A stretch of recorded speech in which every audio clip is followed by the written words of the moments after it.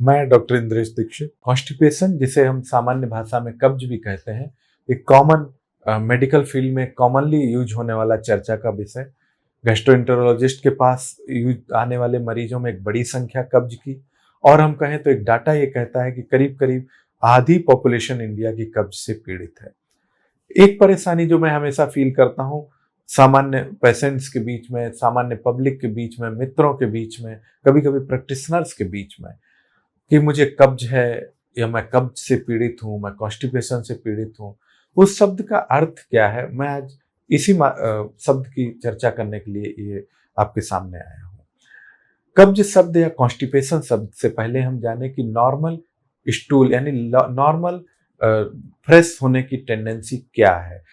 WHO के हिसाब से दिन में 3 बार या 3 दिन में 1 बार होना नॉर्मल स्टूल फ्रीक्वेंसी में आता है, यदि व्यक्ति को कोई विशेष दिक्कत नहीं हो रही है तो। कब्ज की अगर हम बात करें तो कब्ज को 2 पार्ट में, कॉन्स्टिपेशन को 2-3 पार्ट में मोटा मोटी बांटा गया है। एक इनकम्प्लीट इवैक्यूएशन टाइप का, एक स्लो ट्रांजिट टाइप का। स्लो ट्रांजिट मतलब व्यक्ति को फील ही नहीं हो रहा है कि उसे लैट्रिन होना है, और 2-2 3-3 दिन पास हो जाते हैं और उसको स्टूल पास नहीं होता है। तो यदि आपको 3 दिन के बाद तक स्टूल लैट्रिन नहीं हो रहा है तो ये कब्ज की डेफिनेशन में आता है। ये आपको परेशानी कर रहा हो या ना कर रहा हो, उससे अर्थ नहीं। यदि आपको दूसरे वैरायटी की अगर हम बात करें कि आपको पास करने के बाद में एक फीलिंग बनी रहती है कि मुझे फिर जाना चाहिए, मुझे फिर जाना चाहिए, मुझे ठीक से नहीं हुआ, भारीपन है, मैं ठीक से अपने कामकाज नहीं कर पा रहा हूँ, तो ये इनकम्प्लीट इवैक्यूएशन टाइप का कॉन्स्टिपेशन है। ये भी कब्ज है। कई बार हम कई और शब्दों को कब्ज से कंफ्यूज करते हैं, जैसे ठीक से हो जाने के बाद भी अगर हमें दोबारा जाना पड़ता है तो कई लोग इसको कब्ज कहते हैं।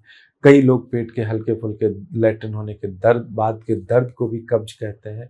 तो ये कब्ज की डेफिनेशन में नहीं आता है। कब्ज कॉन्स्टिपेशन कॉमन प्रॉब्लम है, जो कि कॉमन प्रेसिपिटेटिंग फैक्टर स्लीप का यानी नींद का ठीक ना होना।